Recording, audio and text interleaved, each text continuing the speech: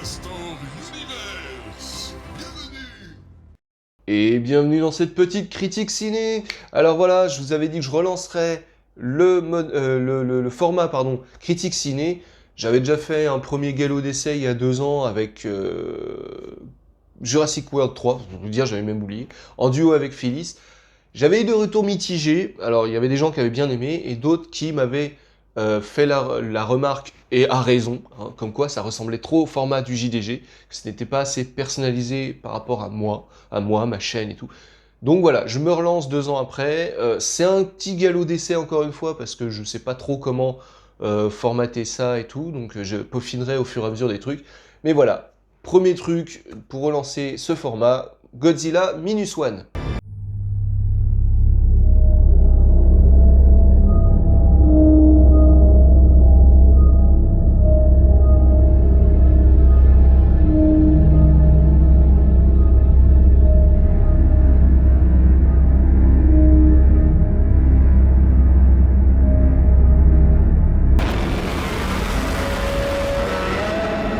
Alors, Godzilla Minus One, ce film est une merveille. Voilà, je commencerai déjà par ça, histoire de vous planter mon avis général direct. C'est une merveille, c'est un des meilleurs films que j'ai vu de ma vie. Vraiment, c'est pas exagéré, ce n'est pas du lèche-cul, ce n'est pas pour survendre le truc.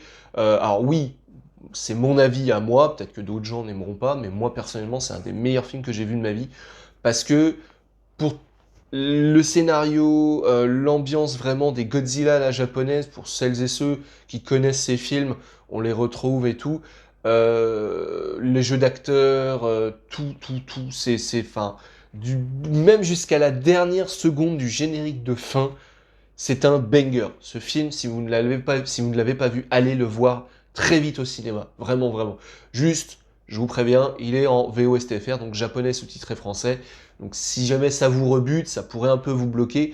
Mais vraiment, même ça, moi personnellement, ça m'a pas gêné du tout. Au contraire, ça m'a même encore mis plus dans l'ambiance. Donc allez le voir, c'est une pépite. Bref, de quoi ça parle? Eh bien, ça parle que l'on suit le parcours d'un aviateur à la toute fin de la Seconde Guerre mondiale, un aviateur japonais, qui va survivre à la guerre, qui va survivre à une entrevue avec Godzilla, où, bah, évidemment, hein, Godzilla win et les humains, bah, pas du tout. Hein. Il va être le seul survivant de cette rencontre. Il va rentrer au pays, il va retrouver un pays et un Tokyo surtout complètement détruit, avec des gens qui sont là un peu, enfin, vraiment à se demander qu'est-ce qui s'est passé, pourquoi on a perdu, est-ce qu'on est bien vivant, est-ce qu'on est mort, est-ce que vraiment ils sont complètement retournés, lui également, hein, parce que bah il a perdu quand même des gens qu'il connaissait à l'armée, il a perdu la guerre, il a perdu des gens avec qui il était sur l'île où il a atterri au début du film, suite à sa rencontre avec Godzilla. Il est vraiment pas dans un bon mood du tout, il est même bah, pris par des cauchemars, des terreurs nocturnes, où pour lui il est hanté par les morts qu'il y a eu pendant la guerre et même bah, au début du film. Parce qu'il se sent responsable, il se dit oui, je n'ai pas fait mon devoir, j'aurais dû faire mon devoir, je serais certainement mort, je devrais même être mort, parce que au-delà d'être aviateur, il était kamikaze. Donc celles et ceux qui connaissent le terme kamikaze, vous savez ce que c'est. Si vous ne connaissez pas le terme kamikaze, c'est en gros des aviateurs qui étaient en charge de se sacrifier tout simplement pour faire gagner la victoire au Japon. Donc ils étaient à bord d'avions bourrés d'explosifs et bim, ils devaient foncer sur une cible, se faire péter, et voilà. Sauf que bah, lui ne l'a pas fait. Et on suit son parcours, donc, après la guerre, hein, dans les années qui suivent et tout. Il se retrouve évidemment à devoir subir un peu le contre-coup de tout ça, donc comme je vous ai dit, des terreurs nocturnes, des moments de crise d'angoisse et tout, à se dire mon Dieu, est-ce que je suis bien vivant ou est-ce que je suis mort? Est-ce que tout ça est vrai? Ah, et puis d'un autre côté, ah mon Dieu, bah, crise existentielle parce qu'il réalise que, en gros, il a fait preuve de lâcheté en ne faisant pas son devoir de kamikaze. Et bah, du coup, se dit, mince, si seulement je pouvais rattraper ça, machin et tout, mais c'est trop tard, etc. Et en parallèle, eh bien évidemment, hein, Godzilla revient. Godzilla revient et son objectif est Tokyo, voilà, de foncer sur Tokyo, le détruire, le raser. Alors, me demandez pas pourquoi, parce que c'est un truc que j'ai toujours un peu reproché dans les films de Godzilla japonais, c'est que ce n'est jamais vraiment expliqué. Pourquoi? Est-ce que il aime pas le bruit de la circulation et la pollution? Est-ce que c'est un mec qui est plutôt campagne et pas ville? J'en sais rien. Mais on sait pas. C'est un peu le truc qui manque un peu. Il n'y a jamais vraiment d'explication, à moins qu'il y ait un autre monstre dans le film, auquel cas, bah là, généralement, ça finit en baston entre monstres et on se dit, ah bah là, il y a peut-être la raison, c'est peut-être juste le monstre rival et tout. Là, non. Quand Godzilla est tout seul, on sait jamais vraiment pourquoi il est vénère et qu'il veut tout raser, mais bon. Et les autorités commencent assez vite à repérer le truc, parce qu'au début, c'est des bateaux qui sont attaqués, ils pensent... alors, tout début de guerre froide entre les États-Unis et l'URSS, ils pensent que ce sont des écharpages entre les Américains et les Russes. Ils sont pas trop sûrs que ils sont peut-être des dégâts collatéraux et tout, mais assez vite ils vont se rendre compte que absolument pas, que en fin de compte ce n'est autre que Godzilla. De là, des tentatives de défense vont s'organiser dans le feutré, dans le plus grand secret pour ne pas affoler la population. Et notre héros va retrouver un emploi dans ce domaine-là, c'est-à-dire qu'il va se retrouver sur une vieille embarcation en bois pour se charger de miner ou déminer selon... parce que les ordres changent de temps en temps au fur et à mesure de ses missions, chargé de miner ou déminer toute une zone complète dans la mer du Japon. Et bah, en fin de compte, il s'aperçoit que ce n'est pas juste pour miner ou déminer des endroits fin de guerre mondiale et en préparatif d'une tentative d'invasion quelconque par l'URSS ou des trucs comme ça, avec, comme je vous ai dit, le début de la guerre froide, mais bel et bien parce que les autorités cherchent à se débarrasser de Godzilla par tous les moyens. Alors au début, il flippe parce qu'il se dit, attendez, on est sur une coque de noix, le mob en face, il blague pas. Donc voilà, en plus il est capable de défoncer des bateaux 10 fois plus gros que nous, ce qui veut dire que bah il a grandi. Donc voilà. Et vraiment, ce film, comme je vous ai dit, il est très humain, dans le sens où, voilà, dans les Godzilla américains, les humains sont très secondaires, et Godzilla et autres monstres, s'il y a, sont très mis en avant, avec les bastons, c'est très graphique, c'est très FX et tout. Mais les humains, généralement, passent pour des flancs. Je veux dire, il y a vraiment que dans le Godzilla de 2014, où les humains sont à peu près normaux, à peu près intelligents, mais il faut avouer que dans les suites, c'est des flancs, c'est des gros nazes, ils ont 2 de QI, ils prennent les pires idées possibles, ils pensent qu'ils ont des idées de génie, alors que pas du tout, mais bon. Alors que là, non, c'est des humains, tout ce qui est le plus normaux, c'est vraiment, on est au plus proche de la fin de la Seconde Guerre mondiale, et de ses effets, et même après, par la suite, vous voyez, pendant des années, on voit que Tokyo met plus ou moins de temps à se reconstruire, quartier par quartier, les gens pareils, etc., à essayer de se retrouver un peu dans leur vie, de redémarrer une nouvelle vie, quoi. Et vraiment, ça, c'est hyper bien foutu, c'est au niveau de l'immersion, de l'ambiance, vous êtes vraiment dedans. Par bien des trucs, c'est un film dramatique. Vraiment, c'est pas juste un film bourrin avec un kaiju, donc un monstre gigantesque qui vient pour raser une ville et tout, et puis basta. Non, c'est vraiment très très axé sur l'être humain, sur les survivants, sur la psychologie du survivant, etc., etc., et comment reconstruire sa vie, comment repartir après un événement aussi majeur et aussi horrible qu'a été la Seconde Guerre mondiale, surtout du point de vue japonais, du point de vue civil japonais, je précise, hein. Et vraiment, non, c'est hyper bien foutu. On voit le personnage qui fait la rencontre fortuite d'une jeune femme et d'un bébé. Il va vouloir les aider. Alors d'abord temporairement parce qu'il se retrouve un peu, il se retrouve un peu, voilà, chargé d'âme malgré lui. Et puis finalement, bah, ils restent ensemble. Ils forment une espèce de pseudo colloque famille. C'est un peu, voilà, entre les deux. Et bah voilà, malgré ses angoisses, malgré ci, malgré mi, il retrouve partiellement un semblant de vie via son travail, via ses nouveaux amis et collègues.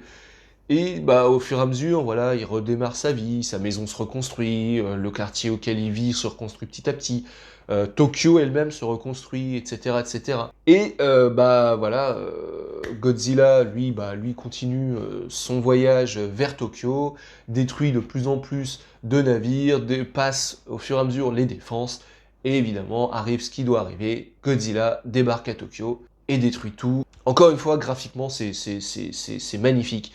Parce que j'ai remarqué un détail, c'est que pour tout ce qui est genre destruction, voilà, la pyrotechnie, les machins et tout, ça fait très FX, j'ai envie de dire de nos jours, mais des beaux FX, hein, pas des FX dégueulasses comme les derniers Marvel, hein. Vraiment des beaux FX bien foutus, bien léchés, bien... Et en même temps, Godzilla fait vraiment le Godzilla à l'ancienne. Alors, il fait pas non plus trop à l'ancienne, dans le sens où ça pique les yeux, c'est dégueulasse. Non, c'est un Godzilla vraiment en FX, mais qui a un effet un peu vraiment comme si on avait encore l'impression qu'il y avait encore un mec dans un costume et qui fait greu, quoi. Ça fait un peu entre les deux, et c'est vraiment très très bien fait parce que ce film est bourré de symbolique pour moi, et ça c'en est une. Pourquoi? Alors pas par rapport au film à son message, à son scénario et tout, mais par rapport au film en lui-même en tant que construction, que squelette, parce que bah cette année, en tout cas fin 2023, parce qu'à la base Godzilla Minus One est sorti en fin 2023, marquait les 70 ans de la licence Godzilla, parce que le tout premier Godzilla est sorti en 1953, et du coup ça sert un peu de symbolique pour bah, marquer l'anniversaire de Godzilla. Donc je pense qu'ils n'ont pas voulu faire un Godzilla comme version américaine, beaucoup trop récent, beaucoup trop FX, CGI et tout. Ils ont voulu faire vraiment le Godzilla à la japonaise, avec vraiment le côté un peu vieillot, un peu, voilà, un peu, j'ai pas envie de dire carton-pâte, mais presque. C'est, voilà, parce que par exemple, Godzilla, si vous regardez son regard, les trois quarts du temps, il a un regard fixe, terrifiant, mais fixe. Au niveau des mouvements, alors il y a des fois, il va être super agile, et il y a des fois, il va être très, un peu, un peu T-Rex, genre, j'ai deux bras, je sais pas trop quoi en faire. Et, mais c'est vraiment tout ça, même au niveau de la manière dont ça a été filmé, du grain de film choisi aussi. Ça fait vraiment un mi-chemin entre film très récent et en même temps film un peu plus à l'ancienne. Et enfin, tout ça mélangé, les musiques. J'y suis allé je suis allé au cinéma avec ma femme. Ma femme, je lui ai dit, je commençais à chantonner la musique typique de Godzilla. Elle me dit non, mais ça y sera pas, c'est dans la version américaine et tout. Bim, à un ou deux moments du film, c'est balancé, tantôt en filigrane, tantôt carrément vraiment en vraie musique d'accompagnement pour un moment important du film et tout. Et là, ma femme et moi, on a frissonné parce que vraiment, c'est truc de ouf. Mais tout est bien dans ce film, tout est parfait du début à la fin. Les jeux d'acteurs sont vraiment bien parce que ça fait très naturel. En plus de le fait de l'avoir vu en VO STFR, comme je dis, niveau immersion, ça aide beaucoup. Ça fait très naturel. Je veux dire, des fois, on oublie que c'est un film, on a vraiment l'impression de voir de vrais gens, comme si c'était un documentaire, et que les gens qu'on voit, ce sont les vrais survivants, les vrais soldats, etc., etc. On oublie que c'est bah, des acteurs qui jouent un rôle. Et ça, c'est super bien fait. Je veux dire, il y a même une gamine dans le film, une petite fille, elle a quoi? Alors, au début, elle est toute bébé, mais après, il faut voir qu'elle a peut-être 3 ans, 4 ans grand max. Bah, purée, je suis désolé, ils ont trouvé une actrice de 3-4 ans qui joue super bien. Alors évidemment, elle n'a pas vraiment de texte, elle dit deux trois mots, elle pleure 3-4 fois et tout, mais même, on sent que c'est pas mal joué, quoi. On jurerait qu'elle a vraiment une raison de pleurer et que bah, sa raison est réelle, qu'elle pleure avec de vraies larmes. Enfin, c'est incroyable, c'est vraiment bien foutu. Bah pareil, l'aspect tragique, dramatique du film, il ne quitte pas du tout. C'est pas du genre ah il y a un aspect dramatique et puis là ouais là bah là on oublie le drama, on sait pas trop et puis 10 minutes après ah l'aspect dramatique revient. Non, c'est toujours là. C'est juste que bah on suit bien l'évolution. C'est un aspect psychologique. C'est vraiment comme je vous ai dit, ils abordent aussi un peu l'aspect psychologique de bah, un peuple qui a perdu une guerre, un peuple qui a été quand même vachement défoncé, et je parle bien du peuple, je parle pas des soldats, parce qu'il y en a qui pourraient très certainement me dire en commentaire, oui, mais bon, les Japonais quand même, dans l'histoire, ils avaient quand même le mauvais rôle. Alors, c'est l'armée japonaise et surtout la gouvernance japonaise qui a quand même eu le mauvais rôle, mais le peuple en lui-même, c'était un peuple comme un autre. Je veux dire, c'est comme en ce moment en Russie depuis 2 ans. Euh, tous les Russes ne sont pas pour la guerre. Il y a bien au moins 50% du pays, si ce n'est plus, qui ne veulent pas de cette guerre, qui voilà. Bah là, les Japonais, c'était un peu pareil. Là, c'est pareil. Le peuple japonais, il n'était pas forcément pour la guerre, et bah il a souffert de cette guerre. Et là, on voit bah, vraiment les affres de tout ça, les résultats et les souffrances qui sont engendrées par cette guerre. Et bah,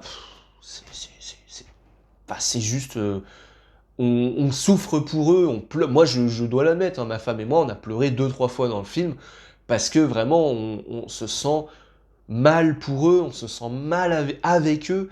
Enfin, limite, on n'a qu'une envie, c'est de les aider, quoi. À côté de ça, il y a quelques moments rigolos aussi, parce qu'il y a quand même quelques personnages qui, bah voilà, on sent un peu l'aspect renouveau de la vie, renouveau, où les gens essayent de repartir de zéro pour reconstruire leur vie, leur ville, leur pays, etc., etc. Où les gens essayent de se retrouver, de se réunir un peu entre eux, pour se soutenir les uns les autres et tout. Et du coup, il y a des moments un peu marrants, un peu rigolos et tout, pour détendre l'atmosphère, mais comme je vous ai dit, sans pour autant lâcher l'aspect dramatique du film. Et vraiment, toute cette alchimie de sentiments est vraiment bien foutue. C'est pas l'un dépend de l'autre, c'est pas mal dosé, enfin, vraiment tout est bien imbriqué. C'est là que je me dis vraiment que du coup, le cinéma américain, des fois, devrait vraiment prendre exemple sur le cinéma japonais, le cinéma asiatique même, parce que j'inclus aussi le cinéma coréen. Faut avouer que depuis quelques années, le cinéma asiatique a une résurgence, et notamment grâce aux films et aux séries coréennes et à l'animation japonaise. Mais vraiment, tout ce qui touche à la cinématographie asiatique, donc japonaise, coréenne et tout, bien souvent, c'est des très très bons trucs. Alors, il y a aussi des navets, hein, attention. Mais là, dans les gros trucs et tout, on va dire les classiques, les triple A du cinéma ou de la série télé, c'est vraiment des bangers généralement. Et c'est là que je me dis que, bah, du coup, du côté américain, il ferait bien d'en prendre de la graine. Parce que là, vraiment, mais Godzilla Minus One, ouais, j'arrive pas à lui trouver un défaut. J'arrive vraiment pas à lui trouver un défaut. C'est même pas. C'est pour ça que je fais cette vidéo maintenant, parce qu'à la base, je voulais vous la faire hier matin. Mais je me suis dit, ouais, non, c'est peut-être encore trop chaud dans ma tête, j'aurais peut-être pas assez de recul, et il faut que je réfléchisse à trouver un point négatif à ce film. Et bah, ça fait presque 2 jours maintenant que j'ai vu le film, et je n'arrive pas à trouver de point négatif. C'est pour vous dire. Et c'est vraiment, c'est pas que je veux forcément jouer le lèche-botte avec ce film, vous le survendre, vous le surexposer et tout. C'est que non, vraiment, je ne trouve pas de point négatif à ce film. Même, comme je vous dis, même l'aspect Godzilla un peu vieillot, un peu à l'ancienne, où, comme je vous disais tout à l'heure, on a l'impression qu'il y a encore un mec dans le costume. Et ben non, même ça colle bien, parce que ils ont su trouver un aspect vieillot à Godzilla, mais sans que ça renvoie trop au film Godzilla du début des années 50, quoi. Où là, on se dirait, ouais, non, là, les mecs, ça marche plus, y a un truc qui va pas et tout. Ils ont su vraiment trouver l'équilibre entre l'ancien et le récent. Et ce qui fait que ça correspond, c'est encore une fois une symbolique, ça correspond énormément au Japon. J'ai envie de dire actuel, oui, mais aussi au Japon de l'après-guerre. Parce que du coup, le Japon de l'après-guerre, comme il a dû se reconstruire, il a dû se renouveler, il a dû aussi se lancer un peu bah, dans tout ce qui est moins traditionnel et plus occidental, pour bah, rattraper son retard et tout. Alors il le faisait déjà avant la Seconde Guerre mondiale, mais c'était surtout du point de vue militaire, du point de vue gouvernemental. Là, je vous parle vraiment du point de vue le Japon dans son ensemble, donc tout. Bah là, du coup, on le ressent bien, c'est que du coup, c'est à la fois, ils ont gardé du traditionnel avec l'aspect Godzilla un peu à l'ancienne, tout en mettant du renouveau, du récent et tout, en mettant des trucs très récents dans tout ce qui est bah, FX.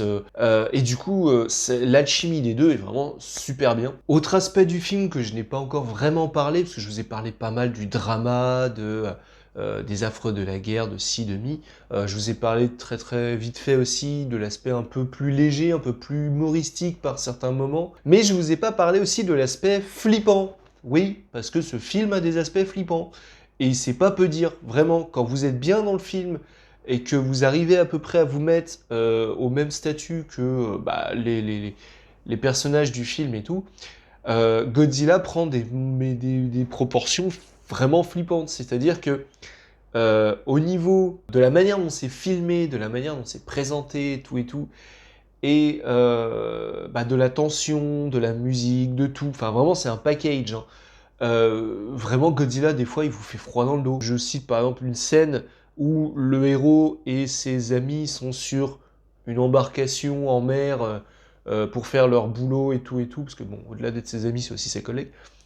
Pour faire leur boulot, ils sont sur une petite coque de noix, hein, vulgairement parlant, et ils se retrouvent en mode course-poursuite avec un bon gros Godzilla. Imaginez, vous êtes sur un rafio de, bon, allez, je dirais 3-4 mètres de long, tout en bois, et vous avez un monstre de je sais pas combien de dizaines de mètres de haut, et donc là de long, puisqu'il était couché dans l'eau, hein, qui vous poursuit avec un seul et unique but, vous buter, voire vous bouffer.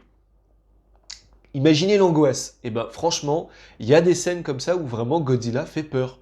C'est pas peu dire. Il y a une douée, comme je vous dis, au niveau de tout ce qui est caméra, de tout ce qui est sonore et tout, ça fout les chocottes, ça vous met un stress d'un coup.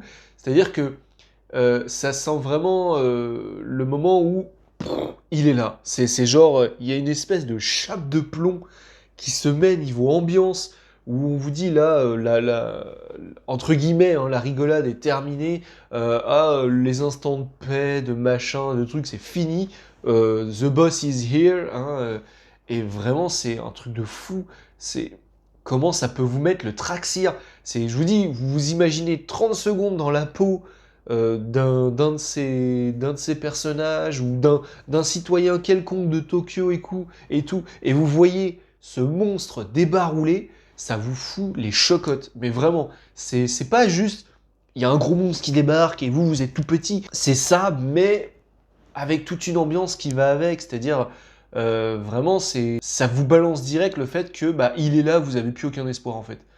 Il est là, vous allez être sûr de mourir. C'est genre, vous n'avez aucune échappatoire, quoi que vous fassiez, quoi que vous décidez. Vous aurez beau courir, parce qu'à un moment donné, on voit ça dans le film, où il y a des foules entières qui courent dans tous les sens pour leur survie, et pour je sais pas combien d'entre eux, ça ne sert malheureusement à rien. Et là, waouh, on a beau essayer, à un moment donné, il y en a qui, dans certains moments du film, qui essayent d'utiliser des trucs contre lui et tout. À aucun moment ça n'a d'impact, à aucun moment ça ne marche, et on est complètement désemparé en fait.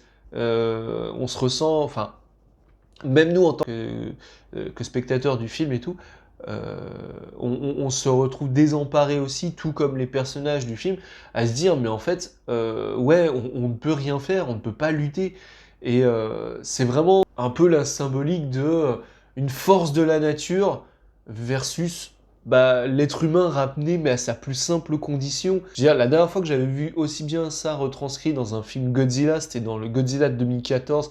Encore une fois, je crois que c'est Gary Edwards, je crois, un truc comme ça, qu'il avait fait, et où là vraiment on sentait l'impuissance des gens face à Godzilla. Là où dans les autres films d'après, les mecs se prenaient pour des héros de ouf, prenaient les pires décisions, et le pire c'est que ça passait, hein, t'as envie de dire mais à quel moment, même au niveau du script, t'as un scénariste qui écrit de la merde comme ça, et t'as un mec non c'est bon ça passe. Vraiment là, dans les films comme ça, la suspension d'incrédulité, ça fait longtemps qu'elle s'est barrée, hein. Pour voir la suspension d'incrédulité dans un film, faut le voir un peu comme un équilibriste sur une corde. Vous savez, les mecs qui font ça entre deux buildings avec une perche, et puis c'est genre, oh là là. Tant que l'équilibre est maintenu et qu'on voit que le mec, il galère pas trop, c'est que le film est sur de bons rails, que le film est bien et tout. Mais quand on voit que le mec, il commence à... C'est qu'on se dit, oula, il y a un truc qui va pas, il faudrait faire gaffe et tout. Alors, dans des films ou des séries, ça peut arriver à n'importe quel moment, qu'il y ait des moments de creux, des moments où on se dit « Ouh, attention, là, ça pourrait se casser la gueule et tout », mais ça peut se rattraper. Dans les films À l'américaine, les derniers sortis entre Godzilla 2, Roi des monstres, et Godzilla vs Kong, la suspension d'incrédulité, elle se casse la gueule, mais une fois, 10 fois, 100 fois. Que là vraiment, ça fait plaisir de revoir un film où, là, l'équilibre, il est... C'est le funambule, il glisse littéralement sur son fil, là. Un virtuose du fil de funambule. Et là, parce que franchement, le film est hyper bien équilibré entre plein de choses. Et à aucun moment on est en train de se dire oula, ça part dans une direction que j'aime pas, ah là, on nous prend pour des cons, les humains sont cons et tout. Non, pas du tout. C'est parce que vraiment, à contrepartie, bah il y a le fait qu'ils sont morts de peur, ils sont hyper, c'est même plus stressés, ils sont tétanisés, enfin voilà quoi.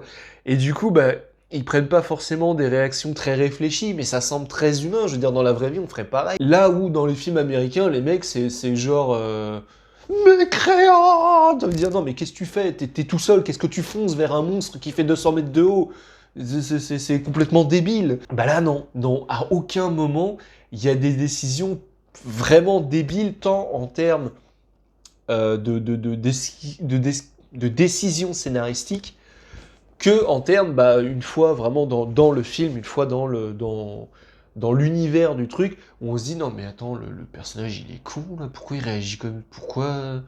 C'est complètement... Voilà quoi. Non, vraiment, à aucun... Dans Minus One, ce n'est pas comme ça. Ce n'est pas comme ça du tout. Donc vraiment, ça encore une fois, les décisions scénaristiques, plus ajouter à la manière de jouer, les musiques, tout s'enchevêtre bien, tout fait que ça ne fait qu'un seul et unique truc. Et ce truc, cette unité, elle est mais vraiment...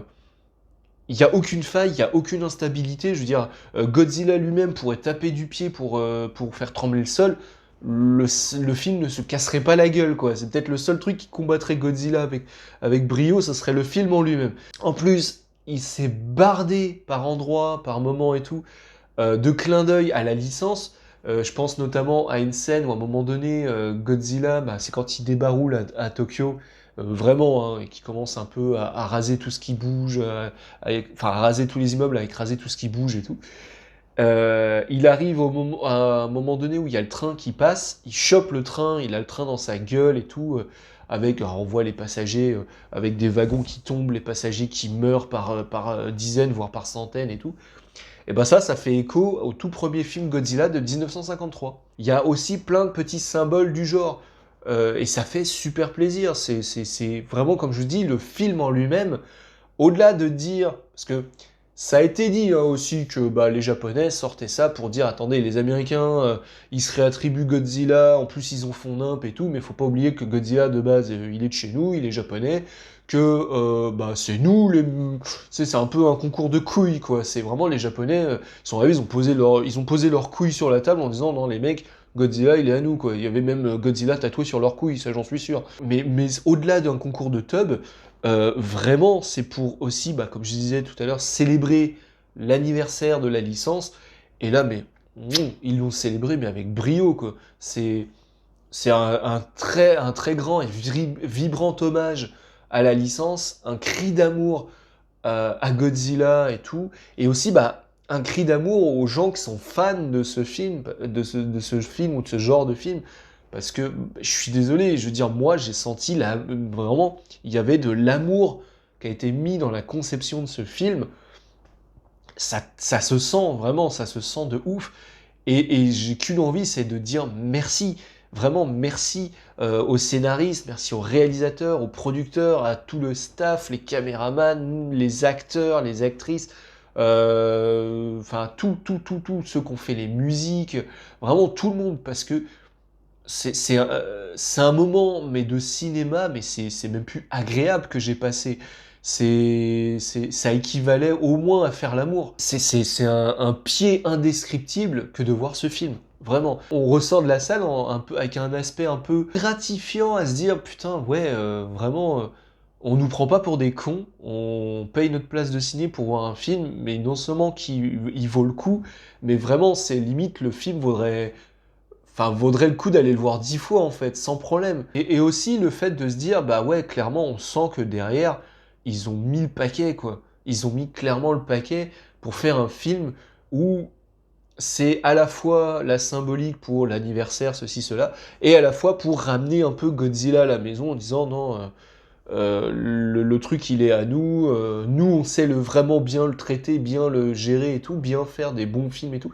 Alors je dis pas, Japon oblige, il y a eu des films Godzilla au Japon, à la version japonaise, qui étaient beaucoup moins ouf que d'autres, hein. Je pense notamment à tout l'arc avec les invasions extraterrestres et tout. Euh, C'était pas super bien fait, ça faisait cheap à mort et tout, donc voilà, c'était pas leur meilleure période pour la licence. Mais à côté de ça, il y a eu des moments où c'était trop bien. Et là, ce film, c'est un condensé de tous ces bons moments, de tous ces bons films Godzilla. C'est du pur jus. Je sais pas quoi vous dire de négatif sur ce film en fait. Vraiment, je ne vois pas. Comme je vous ai dit tout à l'heure, jusqu'à la dernière seconde du générique, ce film est un banger. Je vous explique pourquoi. Avec ma femme, quand on va au cinéma, alors moi, au début, je faisais pas forcément ça. Je faisais ça que pour les Marvel, parce que je savais qu'il y avait toujours une scène cachée. Mais ma femme m'a appris à dire, non, écoute chérie, on paye une place de ciné, c'est pour rester jusqu'au bout, tu restes ton cul vissé dans le siège jusqu'à la fin du générique, et après on y va. Au début, je rechignais, maintenant, ça me pose pas plus de problèmes que ça. Surtout que là, bah, j'étais tellement dans l'effet genre waouh du film que je voulais le revoir en fait. Je voulais absolument pas partir. Pour vous dire, on a limite un peu gonflé la personne responsable de la salle parce qu'elle attendait qu'une chose, c'est qu'on se casse. Et nous, on est resté, parce que le générique dure bien 10 minutes au moins, on est resté les 10 minutes du générique. Et à la fin du générique, pour celles et ceux qui connaissent les traditionnels films Godzilla japonais, il y a toujours le hurlement de Godzilla qui se fait entendre et tout et tout. Et là, en fait, ce qu'ils ont fait, c'est qu'ils ont fait entendre les bruits de pas de Godzilla qui vont crescendo, donc pour donner un effet comme quoi Godzilla se rapproche. Et ensuite, ils l'ont fait hurler, donc son traditionnel cri. Je peux vous dire, quand on n'est que deux dans une salle de ciné, donc que deux, c'est-à-dire que la salle de ciné est vide. Que deux parce que la meuf, que je vous ai dit, la responsable de la salle, elle s'est cassée. Vous en avez marre d'attendre, le temps du générique, elle s'est cassée. Donc on était que ma femme et moi dans la salle. Vous fermez les yeux et vous entendez le... Et après le cri, c'est indescriptible ce que vous ressentez. Vraiment. Ma femme et moi, on a eu les poils et les cheveux qui se sont hérissés. On a eu la chair de poule d'excitation, parce que vraiment, ça donnait l'impression que Godzilla était dans la salle avec nous, pile en face de nous, et nous gueulait dans la gueule, quoi. Et on sentait dans les sièges et dans le sol, au moment des bruits de pas et du hurlement, le sol qui vibrait. Alors évidemment, vous allez me dire, ouais, mais bon, c'est normal, ils ont foutu le potard du son à fond, machin et tout. Oui, certes, mais c'est pour vous dire à quel point ça crée une ambiance, en fait, jusqu'au bout du film. Et c'est incroyable de ouf, mais incroyable. Si je devais donner une note à ce film, en termes d'étoiles, ça serait 5 étoiles, direct. En termes de notes, ça serait 20 sur 20. En critique, bah, merveilleux, fantastique, waouh, tous les mots de ce lexique-là, parce que vraiment, c'est un banger sans nom, donc allez le voir, vraiment, vraiment, allez le voir. Et je croise les doigts pour que ce film soit en DVD, même en Blu-ray, quoi. Je veux dire, même si en coffret Blu-ray, même s'ils me sortent un coffret Blu-ray, machin, truc et tout, qui coûte 50 balles avec des goodies et tout, je l'achète. Vraiment, je l'achète. Je n'ai rien à foutre, je pète la tirelire pour ce truc, mais c'est... Je veux ce film dans ma DVD tech. Vraiment, je veux ce film dans ma DVD tech, c'est un truc de fou parce que vraiment, à aucun moment vous vous faites chier, à aucun moment il y a une longueur, à aucun moment il y a un aspect du film qui est abandonné au profit d'un autre. Comme je vous dis, il y a du dramatique, il y a des moments marrants, il y a des moments d'action, etc., etc. Mais c'est pas surjoué, c'est pas mal foutu, c'est pas ça arrive comme ça avec avec des grosses godasses et gros pieds de Godzilla et voilà. Euh, non, tout est bien, vraiment, du début à la fin. Donc, alors, pour ce qui est du reste du scénario, je vais pas vous rentrer plus dans le détail. Alors, même en y réfléchissant, je vous ai peut-être même donné un peu trop de détails sur certains trucs, mais bon. Mais vraiment, le scénario tient debout du début à la fin. On voit une évolution du scénario, du personnage, des personnages même secondaires, hein. Euh, et dans le bon sens, c'est pas une évolution, comme je vous dis, on commence, admettons, avec un personnage, on vous plante le lore, le décor, machin et tout, et au bout d'un moment, bah, on jette ça aux orties, et puis pam pam boum boum, gre gre, non, c'est vraiment tout, du début à la fin, tout est cohérent. Moi, c'est un film, franchement, j'espère qu'il sera primé, vraiment. J'espère vraiment qu'au-delà des excellentes notes qu'il a eues, des excellents retours qu'il a eus par le grand public, ou quelques magazines de cinéma ou quoi, j'espère vraiment qu'il sera primé, qu'il aura je sais pas moi, des Oscars, des machins, des trucs, parce il mérite largement, quoi. C'est un des meilleurs films que j'ai vu de ma vie. J'ai qu'une envie là, c'est de le revoir encore et encore. Vraiment, allez le voir. Et quand il sort en DVD, achetez-le. Voilà. Voilà. Limite, je vous laisse pas le choix. Parce que limite, si vous dites que ce film est pas ouf, c'est que bah, j'ai envie de vous insulter. Voilà. Non, on va pas aller jusque-là. Sur ce, après m'être fortement rabâché comme un petit vieux de 90 ans sur le déclin, euh, je vais vous laisser là. J'espère que cette petite critique ciné vous aura plu. Alors, critique ciné, c'est encore en travail, c'est encore en recherche de... Voilà. Là, ça tient plus un peu du Schlag City cinéphile, voilà. Je vais peut-être même d'ailleurs faire ça comme ça, peut-être plus un Schlag City slash ciné, je sais pas, je verrai encore. Mais si vous avez des idées dans les commentaires, n'hésitez pas à me les donner pour peaufiner un peu ce format. Si vous avez vu ce film, n'hésitez pas à m'en parler également dans les commentaires. Si vous voulez qu'on en parle, ce sera avec très grand plaisir. Si vous voulez qu'on en débatte. Parce que moi, je l'ai trouvé formidable. Enfin, limite, je me pignole devant ce film tellement que c'est trop bien, parce que voilà. Mais vous pouvez très bien avoir vu le film et vous n'avoir pas aimé ou avoir trouvé des choses à redire ou quoi. Et moi, bah, j'ai envie d'en discuter avec vous. Ou bah, même si vous avez totalement aimé et totalement été conquis comme moi par ce film, également, hein, ça me fera très très plaisir d'en parler avec vous également. À bientôt sur Star Universe. Salut!